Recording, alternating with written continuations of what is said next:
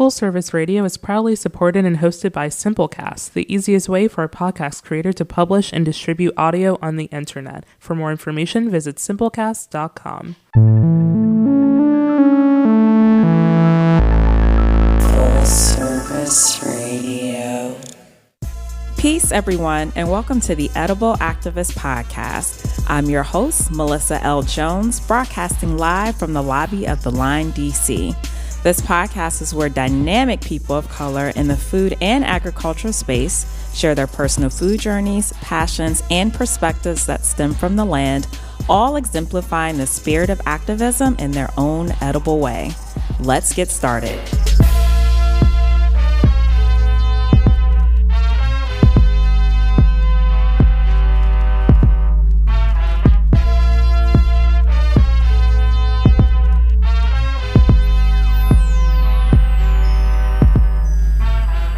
What's up, y'all? It's your boy Chris from Afro Beats, back at it again, and you're listening to the Edible Activist Podcast, broadcasting live from the Line, DC on Full Service Radio. I'll be taking over for your host, Melissa L. Jones, for the month of July. In the meantime, I'll continue to bring you dynamic and amazing guests here on the Edible Activist Podcast. In studio today, we are joined by our next guest, who you may know through his informative platforms that focus on teaching others how to make their concrete jungles a little bit more green. Since childhood, our guest has built naturalistic enclosures for animals like amphibians and reptiles, constantly challenging the world and environments around him. When he's not teaching others through his hilarious YouTube content on how to create their own sustainable environments and plant-filled paradises, he's also managing an online business where he sells various terrarium pieces he built from the ground up. So without further ado, welcome to the studio, Harley, a.k.a. the Plant Daddy. What's happening, What's man? going on, man? How you been? Great to be here. Great to be here, man. Super busy, super just living the life, living everything that I ever wanted. Hey, you do what you gotta do, man. Like, I appreciate your content. Like I said off air, I find it hilarious. Like, I thought I was doing something with my little window garden, but then I realized this man has more plants in his one room Probably than I do my whole house. Like, it's ridiculous. It's crazy. I've lost count at this point. I can't even tell you. Yeah, man, that's wild. I wanted to get into before you became, the plant-based daddy. I love getting into the origin stories. I'm a big comic book fan, so I'm like, what's the origin story? Who am I? Yeah. Well, man, shoot. Honestly, I got into doing this as a kid for a little bit. I was doing, like you said, building natural enclosures for animals as a kid. And then, as you go throughout life, you kind of get pushed out of the things that you're excited about as a kid. You start going into the real world, and this is what's important. This is what matters, blah, blah, blah. So then I toned it down for a little bit as I grew up through high school, went into college, and then dropped out of college. It just wasn't for me. Yeah. And then I went right back into I got a couple of house plants, and I got a couple more pets, and I was like, I think I know how to make this a little bit better now. So I just started building a bunch of DIY enclosures and stuff like that. I would get dressers from my neighbor's house and just sand them down and put glass on them and stuff like that, repurpose them and turn them into zoo exhibits. And it was the coolest thing I ever seen, but I hadn't seen nobody else do it yet. So I was just trying to find my following until I created it. Right. So you were that kid on the playground who always pick up the animals. Yeah, I would pick up all the animals. When the cicadas had came out, maybe whatever that was, I had a popcorn bucket. I'll never forget this. I had a popcorn bucket. Me and my friends were running around. I would pick up the cicadas, put them in the bucket, and we just start throwing them at each other and stuff like that. We were really reckless with it. That's wild, yo. Yeah. So, how do you become so hands-on? You build pretty much everything, from the greenhouses in your house to different garden setups. How do you? Main thing is just not knowing or being ignorant to where to source some things. We're growing up, I didn't have all the sources that we do right now. We didn't have the internet when I started building enclosures like that. Well, we did, but it wasn't what it is right now. Right. And so I just had to figure out how to do it myself because I wanted to do it so much, and it got addicting from that point forward. Honestly, you do one thing yourself and you do it amazing, then you realize you could do everything. Yeah. So simple as that. Did your family have any kind of constructional background? Were they involved in any of that stuff as well? No, my mother could not stand what I was doing at first. She's like, why do you have all these lizards and snakes in my house?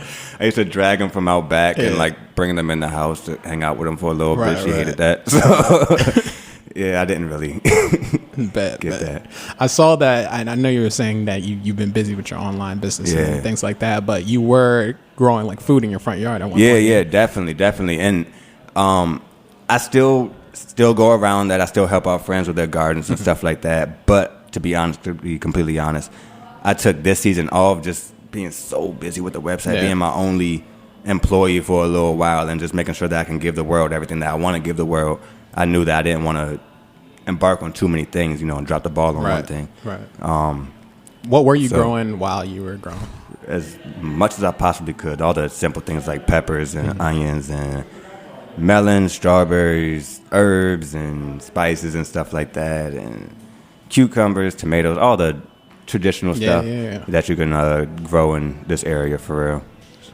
Good. And that was sustainable for your plant-based lifestyle. Yeah, right? exactly. So it was so easy just to wake up in the morning and, you want something like simple as strawberries. You got a whole bush of them right there. You just go and pick them and wash them off if you want to do that and go for it. Yeah. It doesn't really get any easier than that. And So how have you talk a lot about not only the external like tips and tricks on how to like take care of your plants, but you also talk about like the internal value as well. Yeah. How has like plants transformed your life? Oh man, it was about, I'm 28 now. When I was like 22, 23, I was in the hospital with heart problems. They were saying that my heart was basically failing because up until that point, I had a horrible eating habit. My parents had worked like my whole life growing up, so all they could do was bring me home fast food and stuff like that, put that on the table, I eat that. Yeah. And that was it. So I had high blood pressure at 16, heart failing at 21, thyroid issues, a bunch of issues. And then I just took some time to, honestly, there wasn't that much research about being plant-based at that time, about 5-6 years ago. So I just knew that I couldn't eat the Burger King and McDonald's and stuff like that anymore. So I was like, all right, let me get a salad, blah, blah, blah. And that kind of just started the whole thing to just knowing that I got to eat healthier. I always had that relationship with the earth, so I kind of connected to, well, let me just start eating stuff out of this. Right. And then I just ran with the feeling of it all. I started feeling better and better every single day. And I just ran with that, man. Haven't looked back. So let's talk about like the non-edible plants, because I feel like that's your specialty, right? A little bit. Yeah. So like if you guys check his YouTube channel out, like he's out there. Yeah, I do the thing a little. He's going out like doing these huge hauls, like tons and tons of plants. Hundreds. So what, like somebody who's just trying to get started, like what should they be looking for? Can you give us some maybe plant types, some benefits, For the first person starting to get their first plant, they should go to theplantshop.com. I do have like YouTube videos on the easiest house plants, but the main thing I would always say are like snake plants and pothos and you have a Chinese evergreen over there. One of those. See, I didn't even know what that was, y'all. Yeah. This is my brother, this is my brother. I was going to walk in and water it for you guys, but I didn't want to be too much in the character yet. So, We'll water it in the break. Exactly. But, I would definitely do snake plants for sure, just because they get a decent size. They're really easy to take care of. Pothos, if you like that jungle look, if you want a bunch of vines around your house and stuff like that, and they grow really fast. And they're super forgiving. But, definitely, I try to on my website. I don't mean to plug this, but I really do try to have like the easiest plants that for beginners, because I know a lot of people that do follow me are just getting into this journey, and I want to make that easier on them before I start pushing out a bunch of orchids and stuff like that are almost impossible to take care of. So you're gonna walk into like a Home Depot or a Lowe's and get that kind of stuff. What are the things, the signs in an unhealthy plant that you should be looking for? Of course, dead leaves. You don't want any dead leaves or anything, but you just want to really make sure that you inspect everything, because you could take something home and it has spider mites are my enemy, and you could barely see them. I know they suck. You could barely see them unless you like really pay attention for them and stuff like that. But they're really small mites, almost microscopic, and they'll just form like little webs around the plants like that. So you could look for the webs, you could look for the bugs yourself if you have a good eye. The thing about those is once you bring them into your house, they're going to go onto every single plant that you have. So it's just an infestation at that point that's going to basically kill the plants. So you definitely want to look out for any type of pests, any type of dead leaves. You kind of want to pay attention to the area. I know sometimes I go into Lowe's, and I would not lie, man. I'm sorry, Lowe's, but I see mice just running all throughout the plants and stuff like that. Right. And I know that's nature and all, but Ain't not much nature exactly. indoors, man. I know when I start seeing holes in the soil that I can put that thing in my car and it's gonna be a whole mouse that comes up and then get into an accident. So look out for That's wild. yeah, look out for that environment that you buy the plant in as well. Okay. Yeah. You got any favorite spot? I don't want to give away your spots, My favorite spot is closed, man. It went out of business a month ago. It actually went out of business the day, it was 2 months ago. The day I dropped my website was the day it went out of business, which was telling to me. But yeah, that place is out of business right now. What was the name of it? Binky Nursery. Binky. Yeah, it was in Beltsville, Maryland. Oh, yo, I used to go there as a kid. Yeah, my parents got their wedding there flowers from there and stuff. That was crazy. They've been there for a minute. For a minute, yeah, like at least in my lifetime. So where are the like the black owned nurseries? right? Like, I know. I need to see more of that, man. I know there's this place my mother keeps telling me about them. Lee's Flower Shop on U Street. That's one place. You got K Square Flowers. You familiar with them? I'm not. They're pretty dope. I just got some edible flowers for them last week. Okay. Yeah, they've been on this podcast actually. Oh wow. Yeah, no, I am honestly a little ignorant to the black-owned plant business in this area. I've tried to Google them and stuff like that. You know, they're hard to see. There is a place on New York Avenue. I don't know the name of it. I don't really see like a sign for it, but you always see that plant sale and it's a bunch of arrows pointing to it. That's probably the best one I could really name. But yeah, hopefully we can change that and bring more to this area and around the world for sure. I want to get your opinion on like the state of black people and like their relationship with nature and the earth, because although there's a surge of a lot of people, you know, we got all these plant dads, plant moms coming out of the woodworks and like doing their thing, but I can't help but notice that it's still a lot less than like our, say, white counterparts or like people who, you know, who have their own yards and stuff like that. It's more about, I know like one content video you have, like people care more about their grass than they do about like unfortunately putting, you know, good stuff in land. Talk a little bit about that. Man, I think it's getting better. I think that's the best thing I can say. That's getting better, and you know, I trust in the time. I trust in the era of right now, and to what the few people that are in the platform, you know, are using their platform. I do believe that they're going to bring more and more. So, that's all I can really hope for. As you know, a black man doing this, I can just hope for more representation. But I mean, in my neighborhood where I am now, I know just from doing my first garden 2 years ago, I had so many neighbors come up to me, black neighbors, come up to me like, what are you doing, blah, blah, blah, and just wanted to get hip into what I'm doing. And then there were some men that follow me that see what I'm doing and they see the results of what I'm doing. And they're actually starting to look at it a little bit different because they think that, you know, I got quote unquote clout from all this whole thing and stuff like that. And they're running with that. You get in slides in the DM. All that type of stuff. But and they like that. So I'm like, man, whatever brings you guys here, you know, as long as you guys see the value in this in some type of way, then I'm cool with that. I'm sure that works. A little bit. But yeah, I think it's definitely about to change, though. I think that we do have to, anybody that is a little bit aware needs to step up to the forefront, needs to use their mind completely, use their community completely. If there's not a community plot in your area where the whole place can go and garden, and look into that. Go to the town hall meetings and go to the government if you have to, you know, to see what type of grants you can get to get this thing started, or crowdfunded, or we were talking about getting plots of land and exactly. And, there's so many open lots and stuff like that. It doesn't have to be like a home, it doesn't have to be anything like that, you know. It's just grass all over the place. Honestly, if you could just get whoever owns that piece to rock with you, then you're good for real. For real. Yeah. I mean, we were talking about it last episode about, you know, just men in the space in general. And that's another reason I appreciate your platform, you know, just showing that, you know, when it comes to gardening and creating environments, that's a masculine trait. It's not just for feminine, you know. That's how it started, too. That's what humans started off doing. So I don't even understand when it came in to be a feminine thing. You know, like, that's unfortunate that it became that, but from the beginning of time, from the beginning of agriculture, there's always been men out there in the field doing what they do, you know. And it's not that easy to dig a bunch of holes in the ground and to carry a bunch of plants around and stuff like that and a bunch of dirt around. So to me, in my opinion, there's nothing more masculine than doing that and that connection to the earth.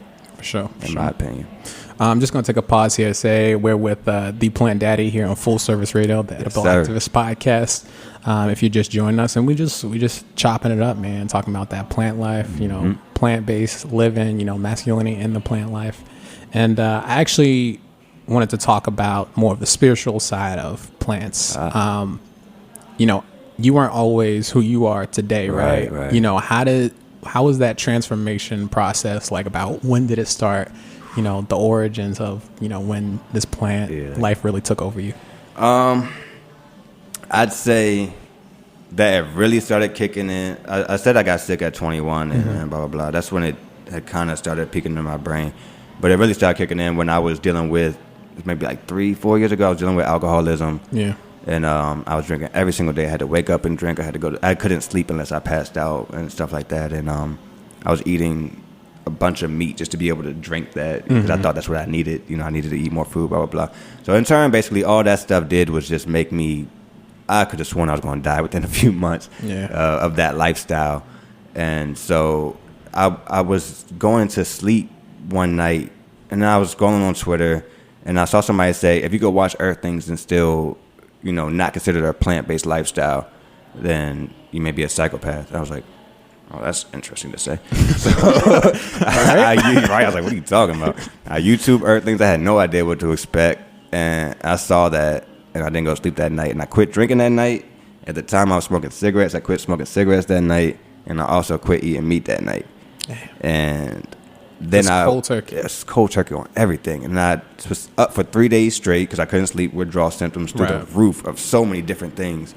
And just during that whole time, during that whole phase, I was just looking back at all the regrets, quote unquote regrets and stuff that I had of living that lifestyle. And I wanted to get that stuff out of me. So I just wanted to keep this stuff going. I wanted to keep the change that I made within those 3 days going. And I started that, and I lost. For one, I got a way clearer mind. My addictions, in my opinion, left me pretty fast, you know, because I was focusing on my health and stuff like that. And two, I lost 80 pounds within 6 months. I was like 220 pounds at the time. That was huge. And I lost a bunch of weight pretty fast, and then I just kept running with it, man. I felt really good. I felt really healthy. I was thinking really clear. I was maneuvering better than I have ever in my life, you know, throughout my multiple lanes. And I ran with that. I just kept studying, and it was very, very worth it. Yeah, man. That's all I can say. I appreciate that. Thanks for sharing that, because, you know, that's always going to help someone out there is going through the same thing. And, you know, that's why we have these, you know, conversations on here. Yeah. You know, what's a couple like mindsets and like affirmations that you like to, you know, tell yourself to keep yourself going? And you're a very positive person. You really don't leave room for that like negativity to kind of creep back in. Because when it does, man, that stuff cripples me. Like I can't do anything when I'm negative. Right. So for one main thing, man, I got to remind myself who I am, and everybody needs to remind themselves who they are. We're all very individual. You know what I'm saying? There's not anybody on this planet that's better at being us than we are. Right. You know, and that's a lot to say right there. Like, nobody's going to fill these shoes for you. You got to step up and walk into this, you know. So that's my main thing, is just waking up and make sure that I'm myself, make sure that I'm aligned with myself, that I have what I want in life clearly written out, not what my mother would want from me, not what any friends would want, anything like that, what I would want from life in this planet. I have that clearly written out. And I just make sure that the moment I wake up that all my actions are aligning with that. Because if they don't, then it's going to easily slip away from me. For sure. And I don't have any time for that. Like I said, negativity cripples me, man. I don't got time for that stuff. Absolutely. Like positive, it's all a choice. Right? Yeah, for real. You gotta find a silver lining in it. If you're overwhelmed in something, just look at the solution. The only thing you can do is put in the work for it. So you just jump right into the solution. I feel that. Mm-hmm. All right. I think we're going to take a little break here, and then we're going to come back. I want to get into, you know, your pets and, you know, get into the nitty gritty. The cold pressed juice has me having to use the bathroom anyway. All right. Sound good, bro. All right. We'll be back, y'all. Cool.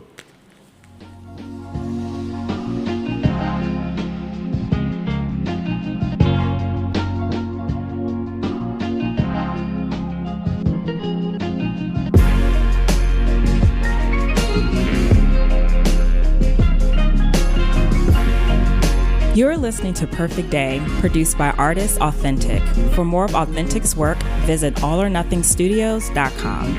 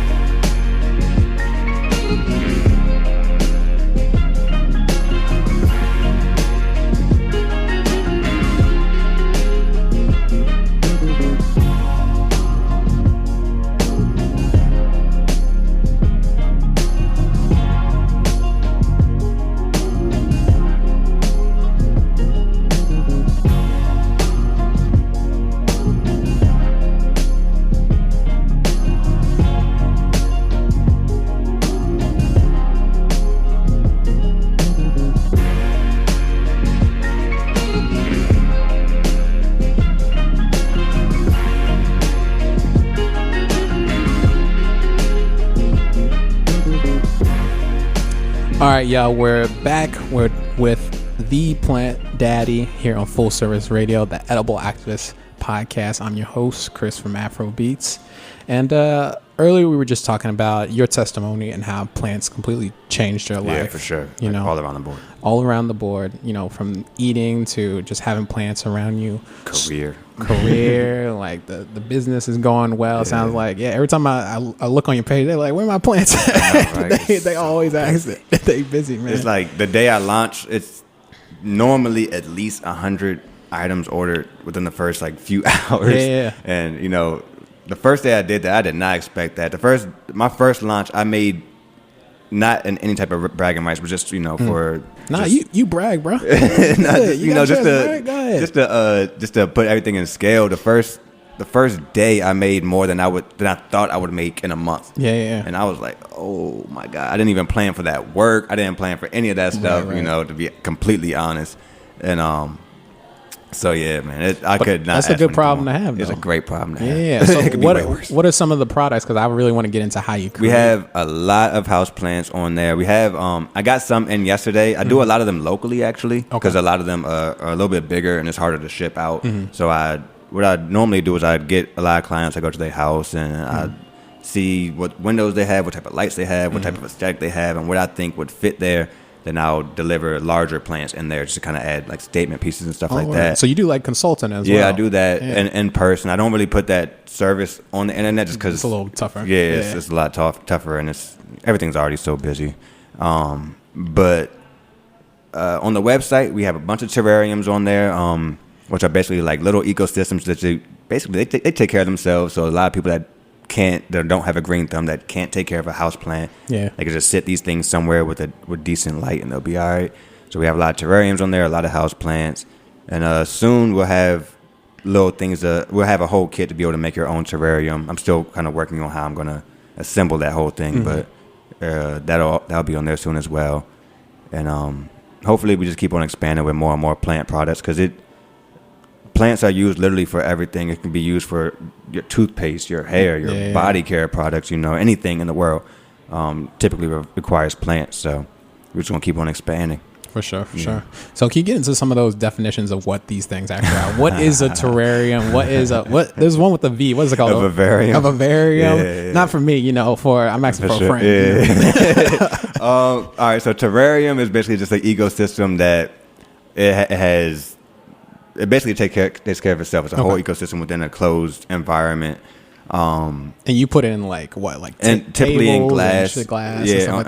You get a glass jar or anything, and you just try to recreate the earth. Okay. Honestly, you try to get the ground right, the soil right, the microfauna, if you're into that type of stuff, right, what are just like living, like small living things in the soil. Yeah. To help recycle everything, and plants and stuff. So the plants will end up. As they grow, they create oxygen within the terrarium, so that you don't have to open it or anything like that. It's literally an enclosed world, honestly.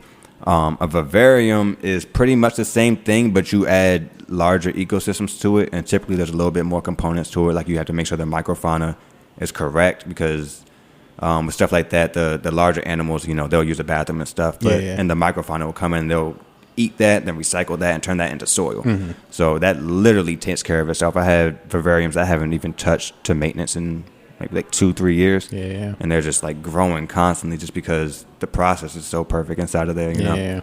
So it looks like I'm glad they take care of themselves, because it looks like you put in a lot of work just to set them up. I know. Like, what is the average time for like putting one of these things together, and how would you put one of these together? Say if somebody want to try it out themselves. It depends on the container that you want to use. If you want to, just say the average person just wants to get like a mason jar or something, they can expect an hour or two, depending on like the process that they take, what they already have and whatnot. But the main thing would be is a drainage layer, so some rocks at the bottom, just to kind of catch the water, because you don't want the soil just to be constantly wet, since there's no holes in a glass jar. Right. And you know, with the earth, that water just goes all the way through. So you want to kind of just have that recreated, and then after the rocks, and you want to have something to kind of protect the soil from getting into the rocks, because you don't want dirty water to collect underneath that. So you could either use some type of screen or some type of like sphagnum moss or something to just hold the moisture. Then put soil on top of that, microfauna, and then you go into the plants. Yeah. And then it should be good. And the plants looks like it can be as diverse as your Yeah, imagination. for sure. Right. You just don't want anything that's going to naturally grow like huge, because you don't, the Yeah. containers are only but so big, and you don't want to stress the plant. So personally, I like to use like smaller plants, begonias, baby tears, and small ferns and stuff like that, so that way they have enough room to grow out in there and not have to worry about their roots getting too cramped up to Sure. prevent any of that. Yeah. So, one of my favorite videos of yours was when you actually went out to like the woods, and like just pick stuff up and like start cleaning it up and stuff like that. Yeah. What are some things that are like around us that we could like harvest for? All right, so for the average person, I would not suggest like just going to your local park and just start like stealing resources. That's not the most sustainable thing for this planet. Like, I don't want to tell this, and then 2,000 people go out and start picking moss from their neighborhood. But the main thing would just be honestly, see what you have around your house, to be honest. Because personally, I grow a lot of moss. It hasn't always been moss growing there, but you can plant some moss and it starts growing. Right. So that's the thing about plants. They reproduce really fast, and they reproduce on their own. They propagate themselves. So if you can, and if you have the environment for it, start getting some moss growing on your yard. When it comes to the wood or any type of decoration that you want to use like that, use anything that's already dead or that's not like and being inhabited by a bunch of things, because the insects need a home too. I don't like lifting up a rock and seeing a bunch of insects running away then using that. Just Godzilla. Up yeah, in there. you know what I'm saying? I feel like I'm causing havoc on their whole life, and I'm like, that's not the type of person I am. But yeah. So just making sure that you're not over harvesting anything. We could all go out, and there's nothing wrong with taking a little piece of moss and letting that moss grow out throughout your terrarium. That's what I normally do. If I grab something from the woods, I'll grab a smaller piece of it. I plant that, and I'll let it grow out. And without, I'm patient. Yeah. And I like the process of it anyway. So, the main thing was to be not to over harvest and just to keep an eye out. Just look at nature everywhere you go. Look at nature. Look at the whole earth as a terrarium, a vivarium, because for all we know, we are in one. Yeah, that's true. And just. Yeah, don't be going out there messing up parks, y'all. Exactly, man. Do your research. Yeah. I do my best to stay away from destroying ecosystems that already exist. Right. For my own. So it's not often like, I love when like brothers and like black people are getting involved with animals. Like you got quite a few animals in the crib, right? Yeah. Yeah. What are we talking about in the crib? What do you got?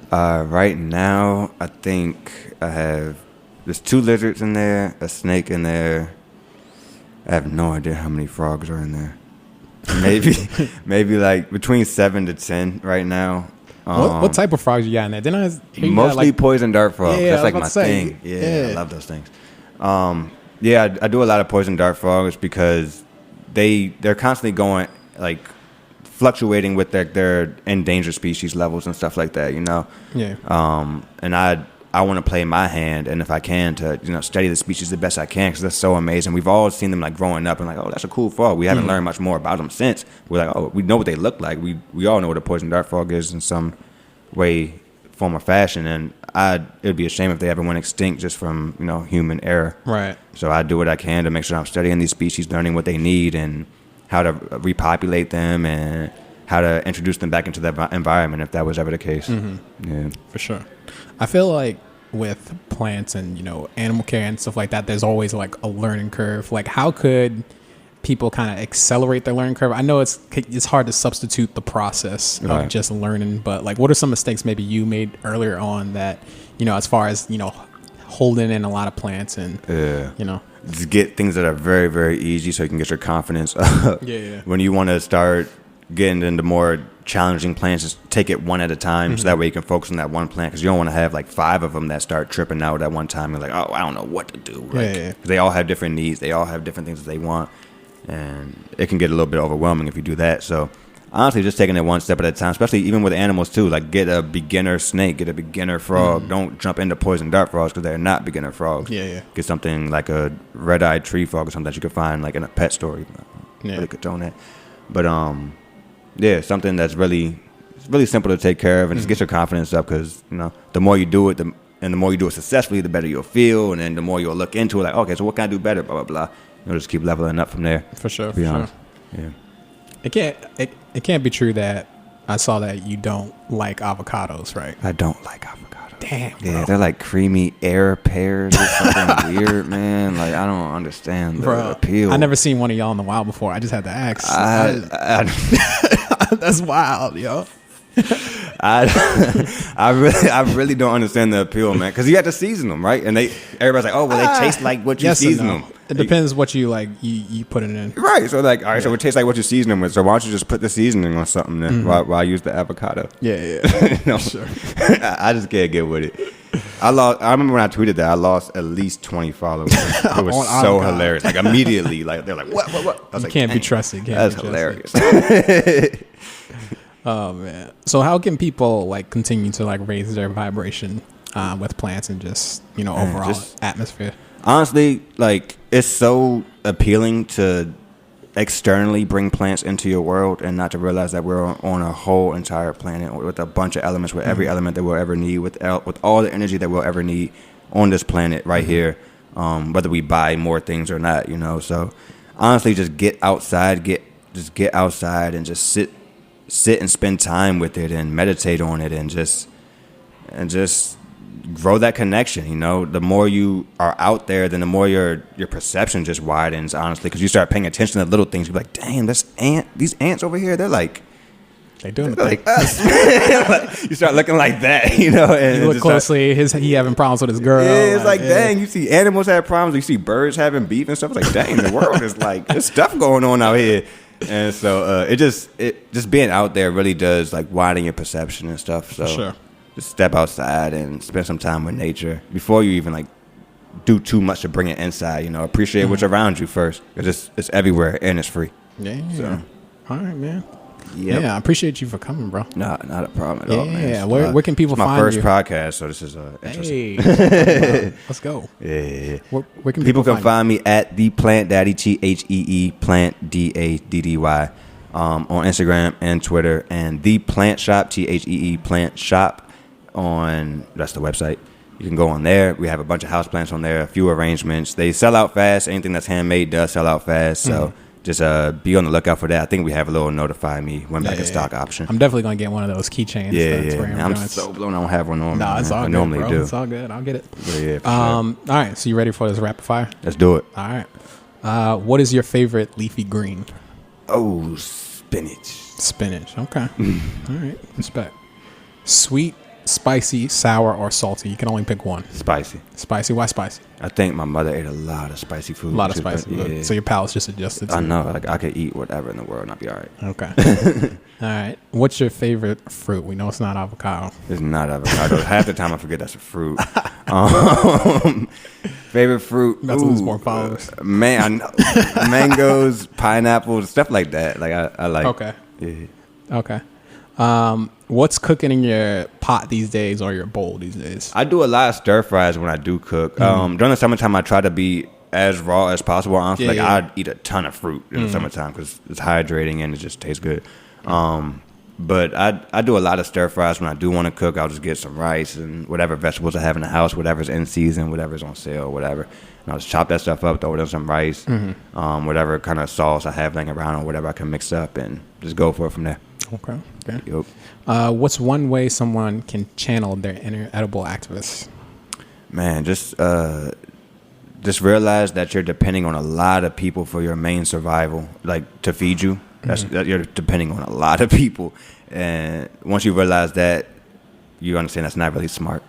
And so take all the matters into your own hands. Make sure that you at least know how to grow food, or you have friends, family, somebody that's in your circle that's growing that, and you guys can all come in together, because you never know when anything's going to hit the fan. I remember when something had E. coli or something in the grocery stores. I think it was lettuce, and all the shelves were empty of every other leafy green. Like off of one day of something being out of stock, everything else went out of stock. You know, that's a crazy emergency right there. And so we don't want to rely on others. You don't want to rely on other people. For sure, man. Yeah. Main thing. Again, thanks for coming, bro. I appreciate it's a pleasure, it. man. It's a pleasure. Absolutely pleasure. Sure. We'll definitely link up again. Definitely, this won't be it. All right, y'all. This is the Edible Activist Podcast with the Plant Daddy, Chris from Afro Beats. Peace. Thank you, everyone, for tuning in. We are here live on Full Service Radio every Wednesday at 11 a.m., where you can catch today's episode on fullserviceradio.org, as well as iTunes and Spotify. Be sure to follow me at Food Talks in Color on Instagram, Facebook, and Twitter. Are you an edible activist? Sure you are. Come join me on the show. I would love to feature you. Just shoot me a DM on the gram. Peace and blessings all. And remember, there is no culture without agriculture. Thanks for listening to this program on Full Service Radio, broadcasting and recording from the Line Hotel in Adams Morgan, Washington, D.C. Full Service Radio programming can be accessed live and archived on fullserviceradio.org. Our talk programming is available on most podcast apps like iTunes and Stitcher, and our DJ sets are available on mixcloud.com/fullserviceradio. Full Service Radio features over 30 weekly shows and over 50 local hosts covering every topic imaginable. If you want to be a guest or get involved, email us at info@fullserviceradio.org. Follow us on Twitter at FullServiceRDO, on Instagram and Facebook at Full Service Radio. Thanks for listening.